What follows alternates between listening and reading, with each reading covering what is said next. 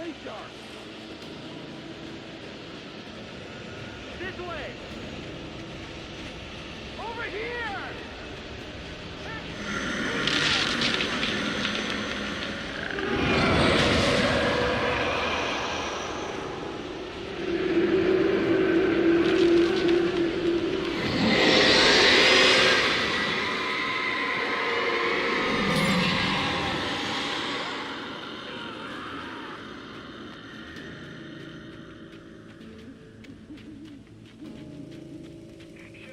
This horror was everywhere I went, circling me. The cops didn't stand a chance. They were after a writer, not a monster.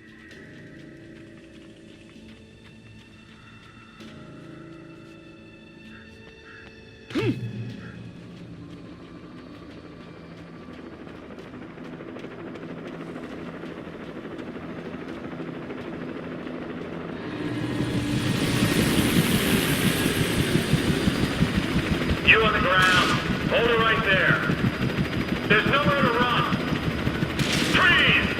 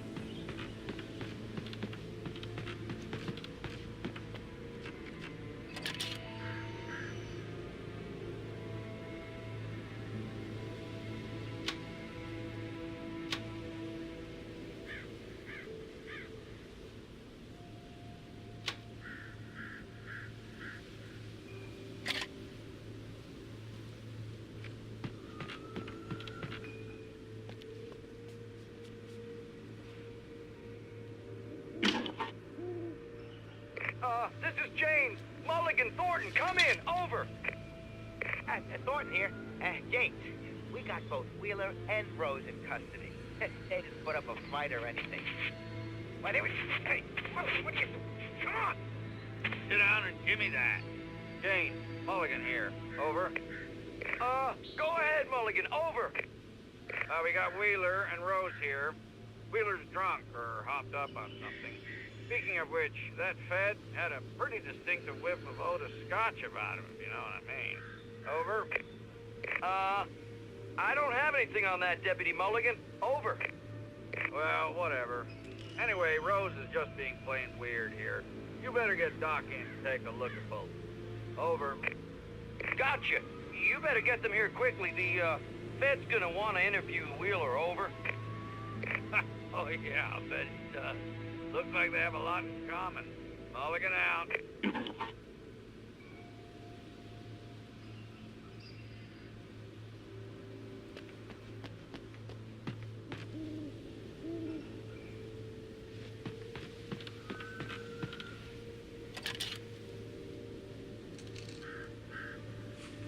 I could see the lights of the radio station in the distance.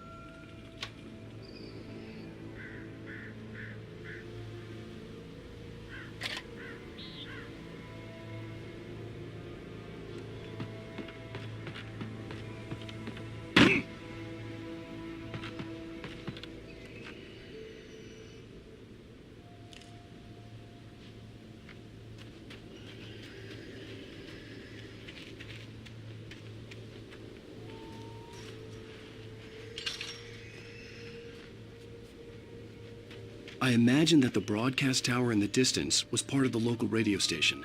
Maine seemed like a decent guy. Perhaps he could give me directions to the coal mine.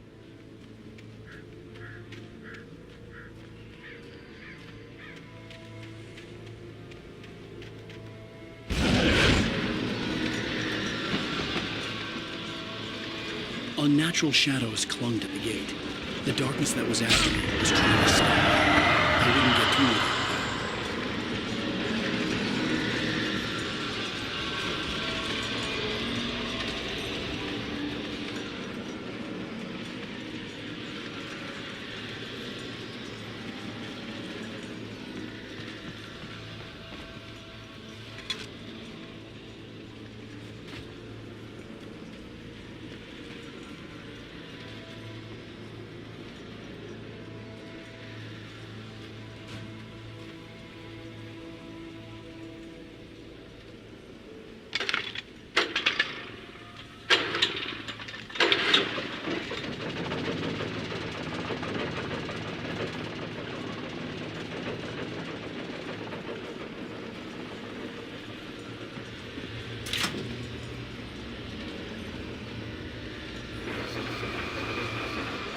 the old generator conked out. I'd have to see if I could fix it and try again.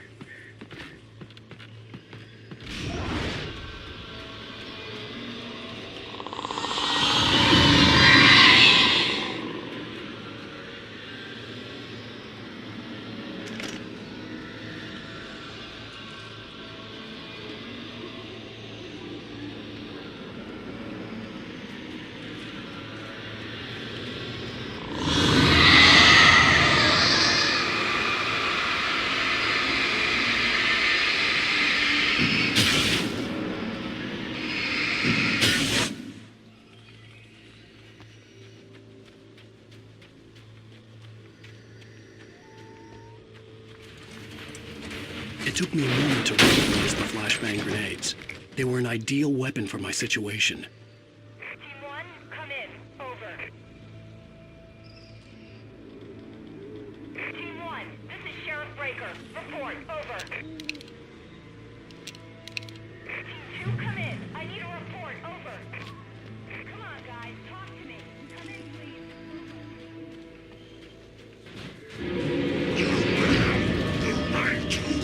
Silent!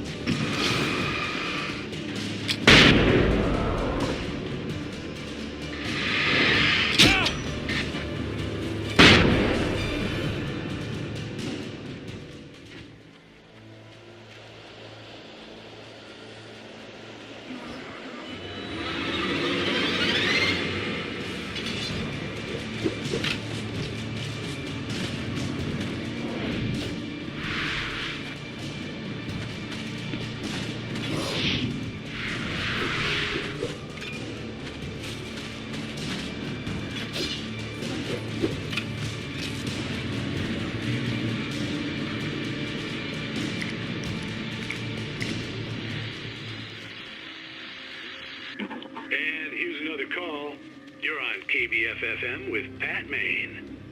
It's Milt Peabody, Pat. What's on your mind, Milt? Well, I live near the trailer park, Pat, and there's a big ruckus going on over there. Well, that's just up the road from me, too. What's going on, do you know? I don't know, but there's a bunch of police cars there, lots of sirens, a helicopter buzzing around, and I think I heard some gunshots. Gunshots? Yes, sir, like from a pistol. So can you find out what's going on? Because it's just next door and they're popping off guns there. They're still shooting? No, it was maybe 10, 15 minutes ago. It sounds serious, Pat. I'm telling you, it don't sound like no party. Well, I'm certainly going to give the station a call, Milt. Okay. You'll hear it here as soon as I hear from them. Okay, thanks.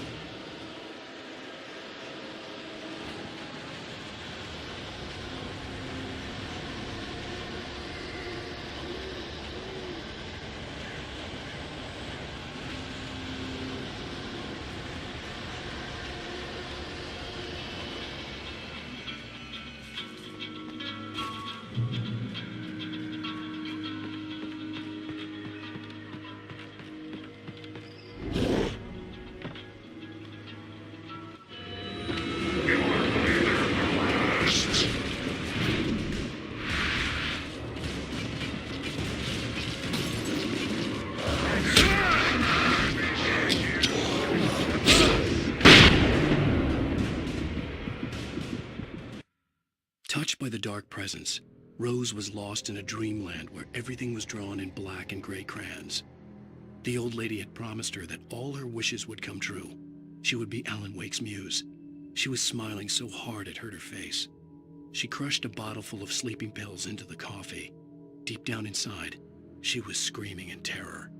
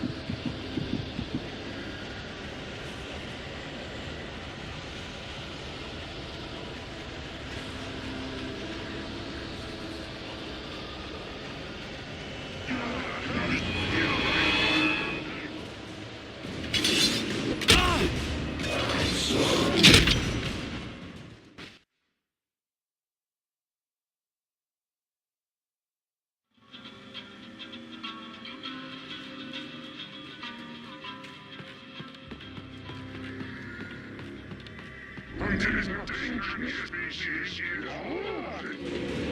You're under arrest.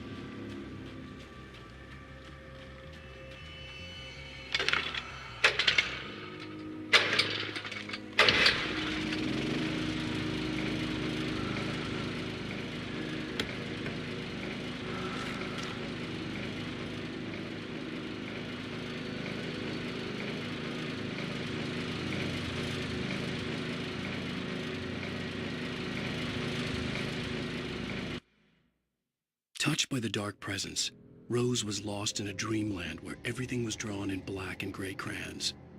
The old lady had promised her that all her wishes would come true. She would be Alan Wake's muse. She was smiling so hard it hurt her face. She crushed a bottle full of sleeping pills into the coffee. Deep down inside, she was screaming in terror.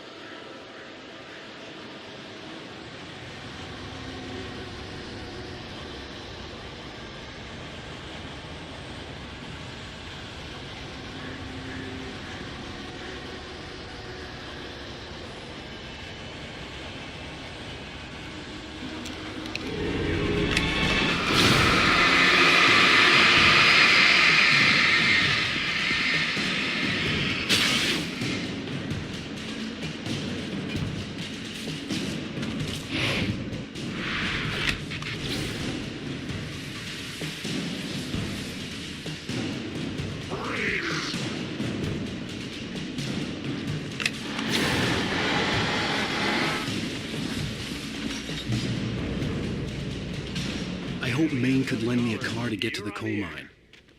Dad, it's Lorna Miles. Oh, why, hello, Lorna. What do you have for us?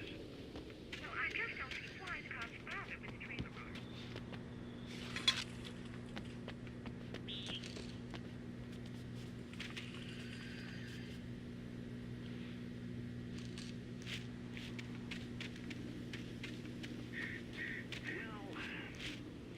Let the trash sort themselves out. I'm sorry, but my granddaddy settled spy balls in 1911. Well, thank you very much for that compassionate viewpoint, Lorna.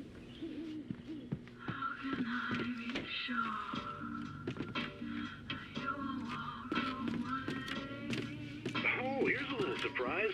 The famous writer Alan Wake just walked in. Folks, I'm going to see if I can talk him into an interview. Come on in, Mr. Wake.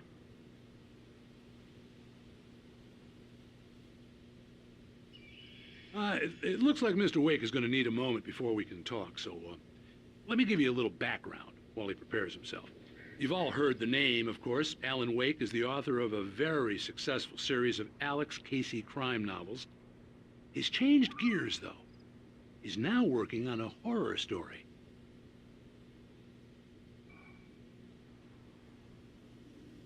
Now, you probably know that Mr. Wake is a son. Oh, I'm so glad you could find the time to do this, Mr. Wake. Nowhere to run now, Dan Brown. You back away from me. Don't hurt. Whoa, everyone calm down. Put the gun down. We're all friends here, right? Cool your jets, Nightingale. We got him. What the hell's the matter with you? There's a civilian in there.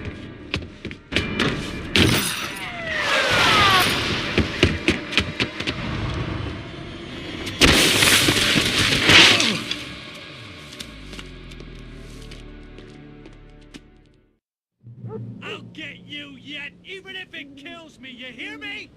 You hear me, H.P. Lovecraft? I had fallen off so many cliffs it was ridiculous. That's what you get for naming a book The Sudden Stop. It was probably good I hadn't had the chance to tell Maine where I was going. I'd have to lose the cops and find my own way to the mine.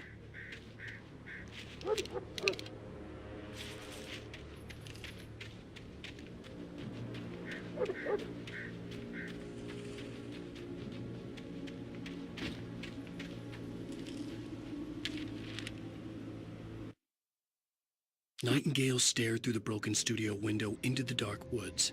He turned around, started to walk out, but Maine grabbed his arm. "Young man, you almost shot me.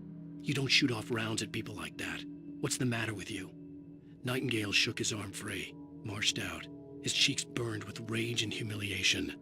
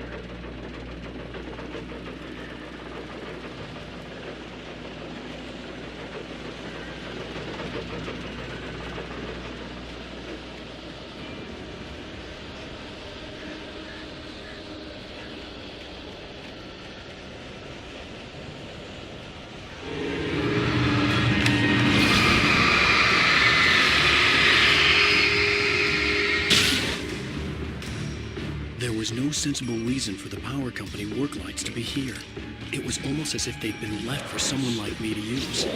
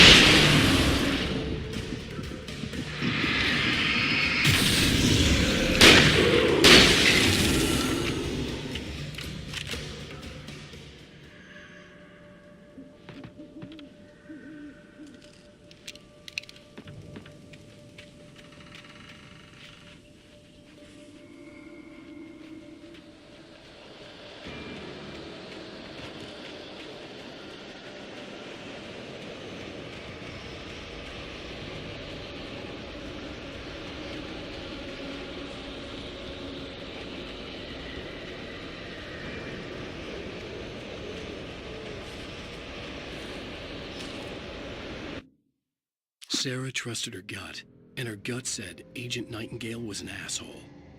He felt wrong, and it wasn't just the smell of stale booze. It was in the way he flashed his badge, pulled rank, the look in his eyes when he wanted answers. Where was Alan Wake? What was this about an accident? Where was his wife? And most importantly, why did she let Wake go? He wouldn't answer her questions. Federal business was all he'd say.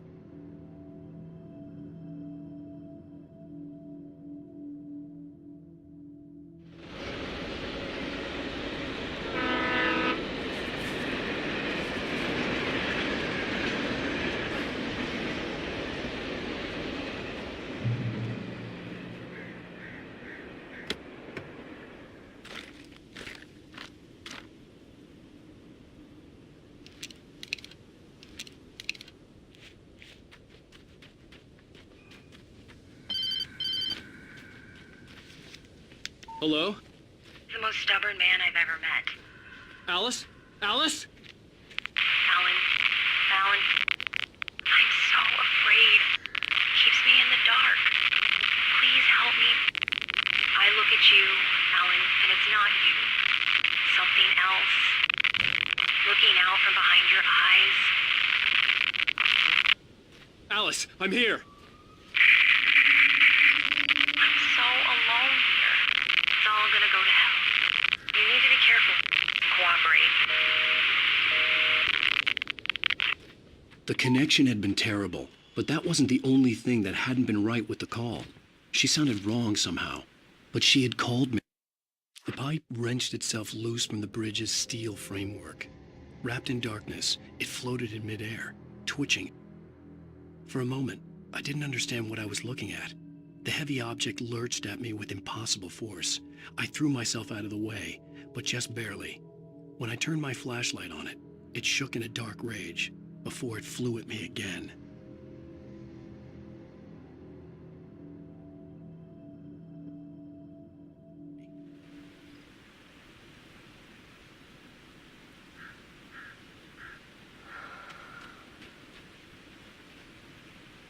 I could see a railway bridge up ahead and a warehouse of some sort on the opposite shore. I hoped I could find a car from there.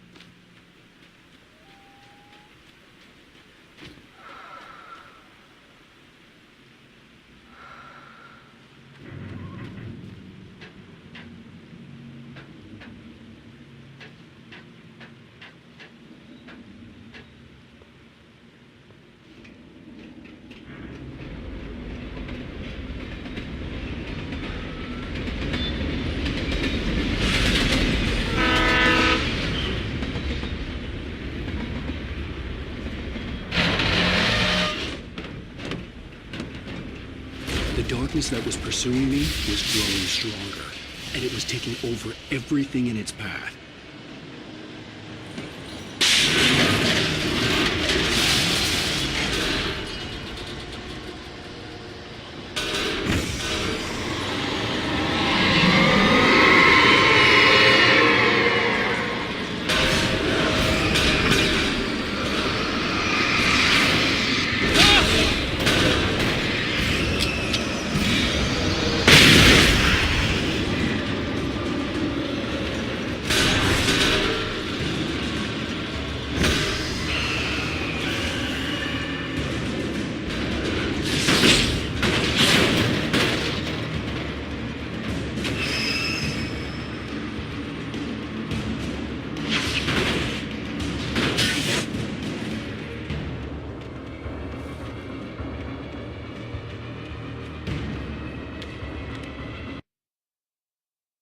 I slammed the door shut right in his smug face. He pleaded for me to open the door. True to form, the asshole actually thought I would obey. I had no sympathy left, no guilt either, not for him. I took a moment to savor the scream. I bet I had a smile on my face. It was all that I had time for. The dark presence was inside the lodge with me.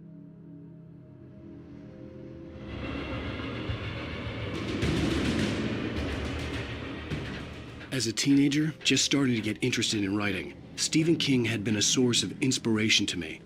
I thought about all the inanimate objects that had come to life in his books. No one is safe in a good horror story, certainly not the protagonist. That's what makes them fun. This was anything but. The darkness could possess anything, and it was getting closer.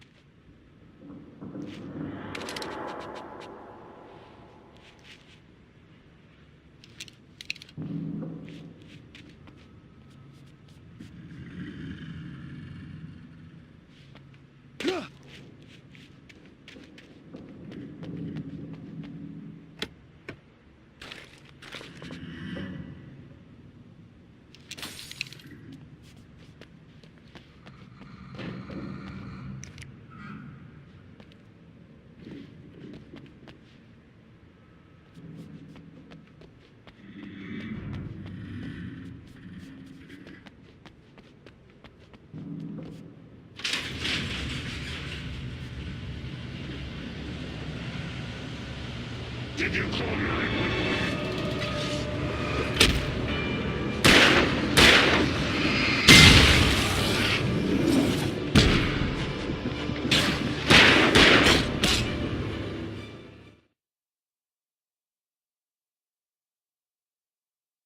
That had come to life in his books.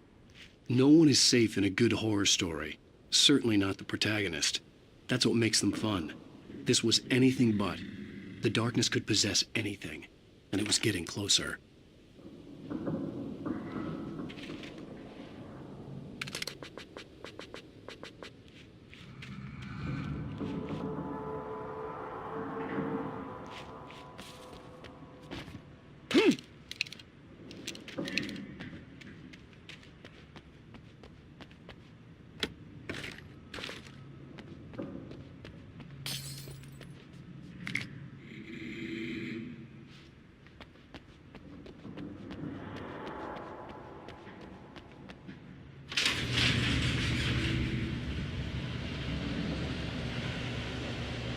Did you call 911?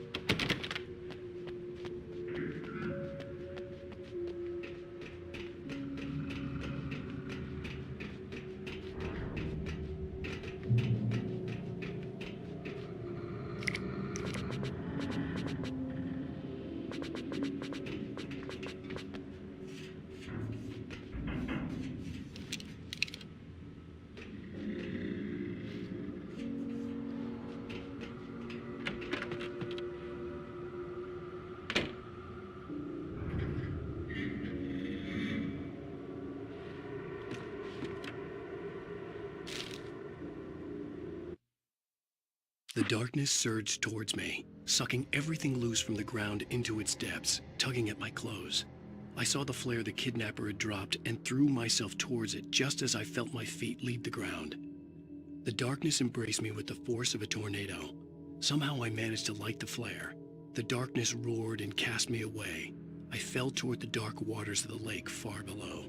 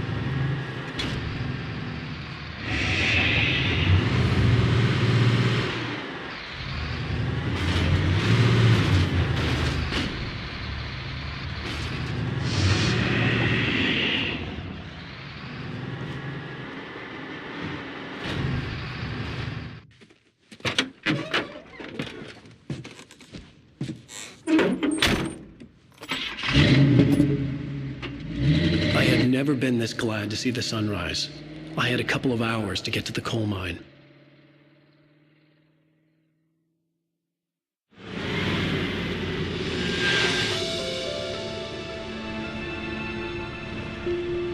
The coal mine wasn't far now.